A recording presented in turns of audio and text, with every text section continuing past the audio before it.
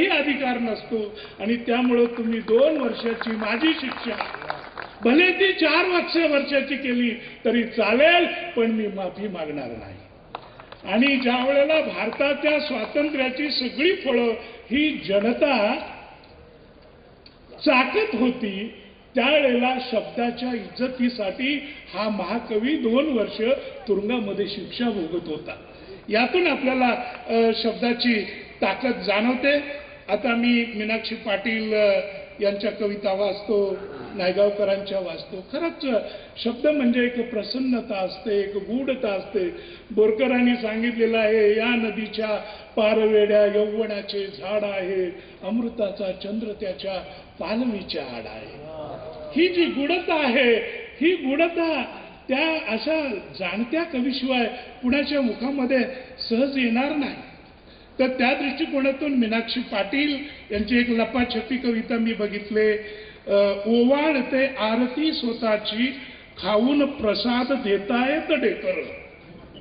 ओवाळतायत आरती स्वतःची, खाऊन प्रसाद देतायत ढेकर. मी बघते आईच्या डोळ्यात, तर तीही शोधते शून्यात तिचं हरवलेलं घर. आक्रोशात दुसरी कविता, काही ओळी मला खूप चांगल्या जाणवल्या. आक्रोशाच्या पुरासोबत कालचा पाऊस पडलाच नाही. आक्रोशाच्या पुरासोबत काल पाऊस पडलाच नाही. ज्यांच्या गावात तेही आक्रंत आहेत. का तर पंचनामा करा म्हणून. पुढे त्या म्हणतात एका कवितेत, वाढत जाते गाण्यातली अर्थता पोटुशा बाईच्या कळांसारखी. म्हणजे पोटुशा बाईंच्या कळा काय आहेत हे तिला माहिती. आणि अभिजात मराठी भाषेला अभिजात भाषेचा दर्जा मिळाला, त्याबाबत त्यांनी एक मोठी सुंदर कविता केलेली आहे. त्यातल्या 4 ओळी मला सांगाव्याशा वाटतात.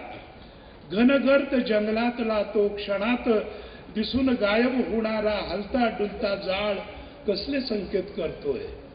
घनगर्द जंगलातला तो क्षणात दिसून गायब होणारा हलता डुलता जाळ कसले संकेत करतोय. ते पैंजणाचे आवाज, ती कुजबूज, ते आर्तस्वर का खेचतायत मला. ते आवाज, ती कुजबूज, ते आर्तस्वर का खेचतायत मला. माझ्याच आत तर नाही भाषेचे जंगल. मग या कहाणीतल्या शापा उपशापांचं काय. आता न भीता शिरलंच पाहिजे या भाषेच्या जंगलात. हो माझा दगड वा हो मूक वाचा. हो माझा दगड वा हो मूक वाचा. बोलेन मी आता माझीच भाषा. म्हणजे अभिजात भाषेचे ढोल किती वाजवले गेले तरी प्रत्येकानं आपलीच भाषा बोलायला हवे, हा संदेश ही कवयित्री देते. नायगावकर सर, तुमच्या त्या वाटेवरच्या कविता वगैरे जुन्या कविता वाचताना मला त्या वाटेवरच्या कविता वाटल्या नाहीत. त्या साऱ्या अनोख्या वाटेवरच्या कविता होत्या. नायगावकरांच्या कवितेतल्या ओळी पहा की म्हणजे जीवनातली विसंगती असेल किंवा जीवनाचं दिग्दर्शन असेल, वास्तव असेल, त्यातली दाहकता असेल. पारोशाने नदी म्हणाली किती दिवसात ग नाले नाही. पारोशाने नदी म्हणाली किती दिवसात ग नाले नाही. मरता मरता झाड म्हणाले 2 थेंब तरी पाणी द्यावं. मरता मरता झाड म्हणाले 2 थेंब तरी पाणी द्यावं. शहाणपटीने धरण बांधले, शहाणपटीने धरण बांधले. बऱ्याच वेळेला काय होतं की एखाद्या गोष्टीचं श्रेय हे राजकारण्यांनाच मिळतं, कवीला मिळत नाही. ते बघायचं कसं आहे. शहाणपटीने धरण बांधले, अभियंत्यांना मुता म्हणालो. म्हणजे धरण आणि मुतणे वगैरे याबाबत जे चर्वित चर्वण झालेलं होतं त्याचं दिशा दिग्दर्शन हे राजकारणी आधी एका कवीने केलेलं होतं. हे आपल्याला समजून घ्यायला हवं. अर्थात ते करताना त्याच्या पाठीमागची त्यांची जी वेदना आहे तीही आपल्या लक्षात घ्यायला हवी. खडी फोडते बहिणाबाई, ओवीला बघ रक्त चिकटले. खडी फोडते बहिणाबाई, ओवीला बघ रक्त चिकटले. रीता हंडा वणवण फिरतो, रीता हंडा वणवण फिरतो, फक्त खालची माय बदलली. म्हणजे हंडा तोच आहे, मावल्या त्याच वाटेने नव्या नव्या मावल्या नव्या नव्या गावातल्या जात आहेत. हे जे सगळं आहे. आणि मला फार म्हणजे आपण यांच्या विनोदाचं खूप कौतुक करतो, ते हसवतात, मी पण हसतो, पण त्यांच्या शब्दातली जी भेदकता आहे ती भेदकता आम्ही अभ्यास करताना war poets, first world war आणि सेकंड वर्ल्ड वॉर यामधले जे युरोपातले वॉर पोएट्स होऊन गेले, त्यांच्या शब्दात जी ताकद होती आणि ती तीक्ष्णता होती, अशी काही तीक्ष्णता यांच्या शब्दामध्ये आहे असं मला जाणवतं. आणि त्यामुळे सरकारविषयी बोलताना ते काय म्हणतात बघा, सरकाराला वाटलं की आपल्या रक्षकांना धोका आहे तर त्यांच्याही रक्षणासाठी आणखीन रक्षक नेमू शकतं सरकार.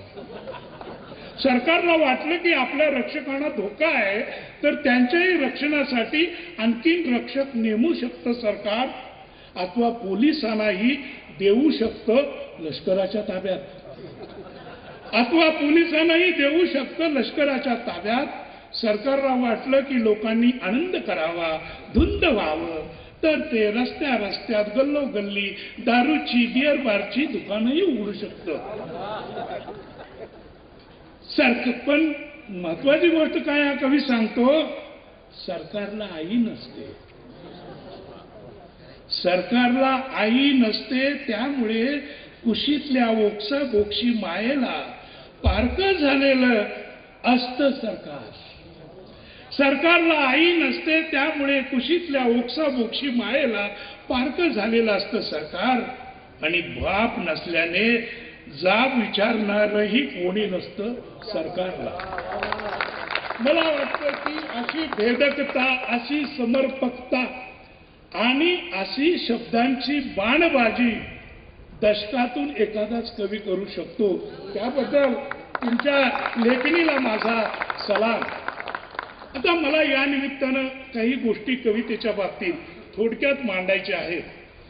की मला असं वाटतं की आता अनेक प्रश्न आहेत समाजापुढे.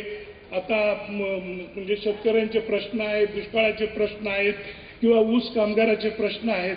पण मला खूप आनंद वाटतो की ऊस तोडीचे जे कामगार आहेत, जे पश्चिम महाराष्ट्रात जातात, बीड करून विशेषतः या भागातून, त्यांच्या जीवनावर एकापेक्षा एक उत्तम कादंबऱ्या अलीकडे येऊ लागलेल्या आहेत.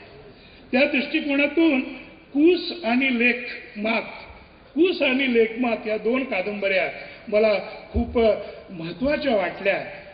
पण परवा मी सहज ज्या वेळेला शेतकऱ्यांच्या आत्महत्येचा धांडोळा घेत होतो, हा मुद्दा थोडासा मी साहित्य संमेलनाच्या अध्यक्षपदावरनं सुद्धा मांडलेला आहे. त्याच्यामध्ये असं आहे की ती तारीख होती 19 मार्च 1986, पहिला दिवस. चिलगावांच्या शेतकऱ्याने पहिल्यांदा आत्महत्या केली. कर्जाला कंटाळून, झाडाला टांगून, ती काय केलं असेल, सगळ्या कुटुंबाने केली होती. तो दिवस होता 19 मार्च 1986. आणि 1995 ते 2022 या 27 वर्षात 96,240 शेतकऱ्यांनी आत्महत्या केलेल्या आहेत. आणि परवा सरकारी आकडा असा आलेला आहे की दर दिवशी सरासरी 2 शेतकरी तरी आत्महत्या करतात. मला वाटतं की समाज स्वास्थ्याच्या दृष्टीनं रोज 2 गरीब शेतकऱ्यांनी आत्महत्या करणं हा तुमच्या आमच्यावरचा कलंक आहे, ते प्रगतीचं लक्षण नाही. मला सुद्धा फार वाईट वाटतं की या प्रश्नाला मी सामोरं का गेलो नाही. झाडाझडतीसारखी मी कादंबरी लिहिली. मी आज माझ्या पोस्टमध्ये म्हटलेलं आहे की मला माहिती नव्हतं, पण 15 दिवसानं कळालं विट्याच्या साहित्य संमेलनामध्ये. आमचे मंगेश पाडगावकर म्हणाले की झाडाझडतीला साहित्य अकादमी पुरस्कार मिळाला, त्या विश्वाचा गौरव होतोय, पण त्या 3 परीक्षकामधला मी होतो. आणि दुसऱ्या एका मोठ्या कवीच्या काव्यसंग्रहाला तो मिळावा म्हणून बाकीचे लोक धडपडत होते. आणि ते मला म्हणाले की तुम्ही कवितेच्या बाजूने उभं राहणार नाही का. त्यावेळेला म्हणे मी सांगितलं की धरणग्रस्तांची दुःख आणि त्यांची वेदना, त्यांची करुणा हाच एक कवितेचा प्रवाह आहे. एवढंच नव्हे तर ज्या वेळेला अशा वेदना आणि वंचना, असे कष्ट बाहेर येतात, त्या ठिकाणी गद्य आणि पद्य दोन्ही एकमेकांमध्ये मिसळून जातं. कारण हे जगण्याचं, जीवनाचं गाणं असतं. म्हणून मी झाडाझडतीच्या बाजूनं उभा राहिलो. मला असं वाटतं की आज खंडीभर काव्य येतंय, पुन्हा पुन्हा आपण त्याच प्रियसीची तीच गाणी लिहितोय, कधी चांदण्यात, कधी नदीकाठी, कधी काय वगैरे वगैरे. पण आज जे समाज स्वास्थ्य बिघडतं आहे, त्या दृष्टिकोनातून लेखक आणि कवींनी आम्ही सर्वांनी काहीतरी केलं पाहिजे.